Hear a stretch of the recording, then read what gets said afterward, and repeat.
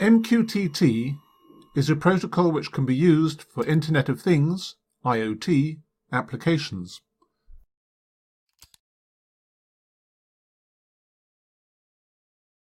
A protocol is a set of rules for defining a means of communication.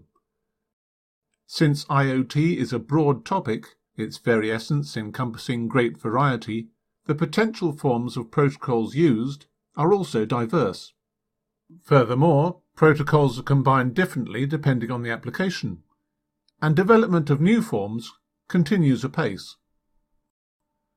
This overview summarizes some characteristics of a pioneering IoT protocol, MQTT. Message Queuing Telemetry Transport shares many of the characteristics of common IoT systems. The protocol was designed with constrained networks in mind.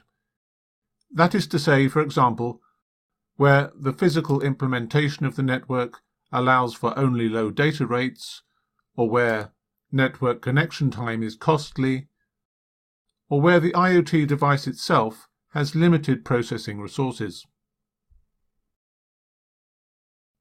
Ubiquity. Ubiquity, in this context, refers to the ability of the protocol to be useful anywhere, universally. Ubiquitous transmission of messages is achieved by encapsulating the MQTT protocol within the Internet Transport Protocol, TCP/IP.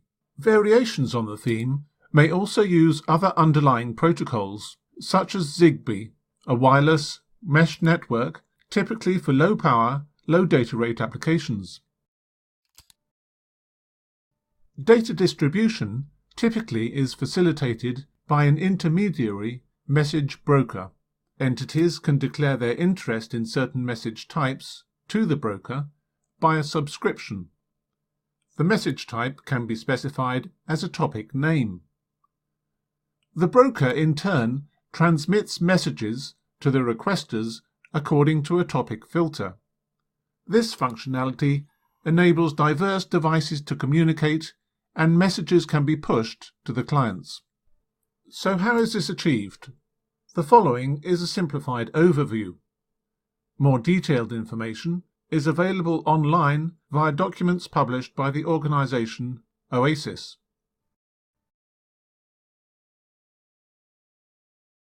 Firstly, message size and content is defined in a compact header, such that only required data is transmitted. The purpose of a message is defined in a control packet. The simplest consists of only the fixed header. So how is the fixed header made up? The first 4 bits allow for the definition of just 15 packet types.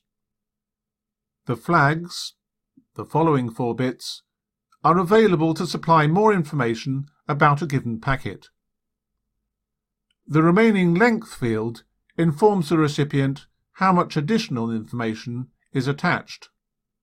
In the simplest messages, therefore, this will be set to 0. Control packets. Control packets are used in the following ways. Firstly, there are packets concerned with setting up or closing a connection. Connect is a request to connect to the server or broker. Con-ACK is an acknowledgement, confirmation, of the connect. Disconnect terminates the connection. A second category of control packet is used to publish information. The publish packet makes a message available. The format of the published data can be defined by the application. Pub-ACK is an acknowledgement from the broker of the publish request. Pub-REC, publish received, is sent by the broker in certain high-priority exchanges. The priority of a message, or its quality of service, will be discussed later.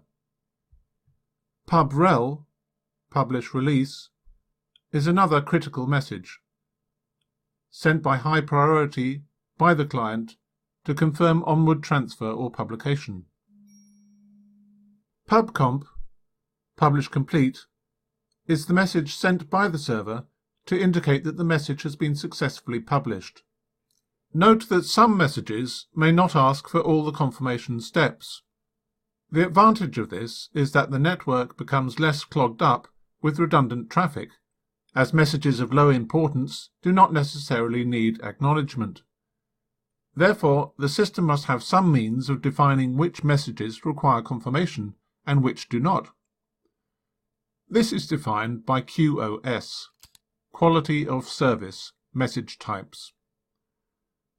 Different levels of quality of service can be specified to indicate the priority of messages. There are 3 QoS options. These are defined using 2 bits in the header of the publish control packet. The first option is publish without confirmation. The second option is to publish with confirmation that the message has been published at least once. And under the third option, the broker guarantees publication once and only once. Electing for this priority results in more overhead on the network. So those are the ways that control packets define how messages are published. The third main category of message consists of those sent by clients requesting to be sent the published material by subscribing. The subscribe packet makes a subscription request to the broker. Sub-ACK is an acknowledgement from the broker of the receipt of the subscribed message. Unsubscribe. With this message, a client declares an end to an interest in the specified published material. And finally, unsub-ACK is the broker acknowledging receipt of the unsubscribed request.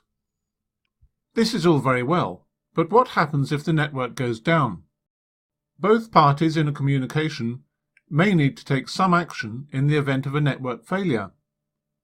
This gives rise to another category of messages. The ping request is a message which requests a response to confirm that the link is still available, whereas a ping response is a reply to the ping request. Finally, keep alive packets can be used periodically to check and maintain the connection.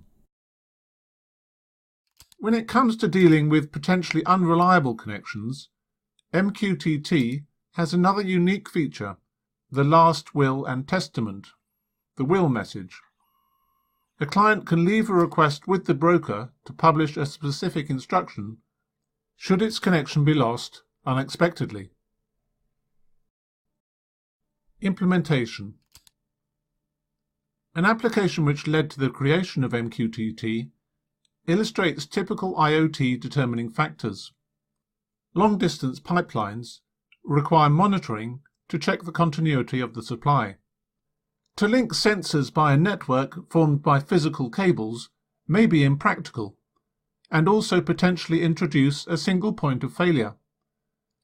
So, individual sensors transmit independently to a satellite, and the information is relayed to a data center.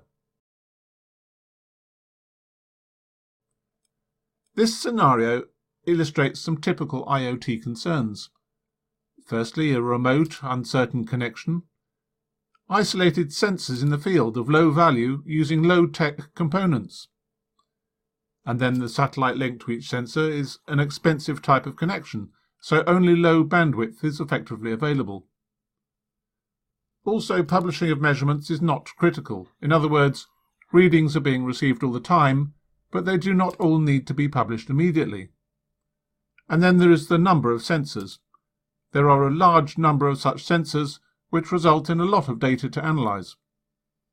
So here is a summary of some of the characteristics which make MQTT useful for IoT. Firstly, it has its variable length fields and headers, which allow for economy of data and flexibility. Then there is the relative simplicity of states and message types, which means it can run on low-power devices. A central broker facilitates flexible interchange and analysis of packets. The broker can take on the heavyweight processing, whilst the clients do the minimum. And finally, quality of service options allow for low bandwidth publication, whilst also allowing for confirmation of packet transmission where required.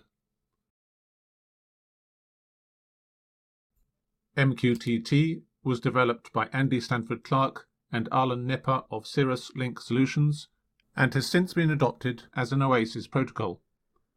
OASIS is a not-for-profit organization devoted to developing open standards.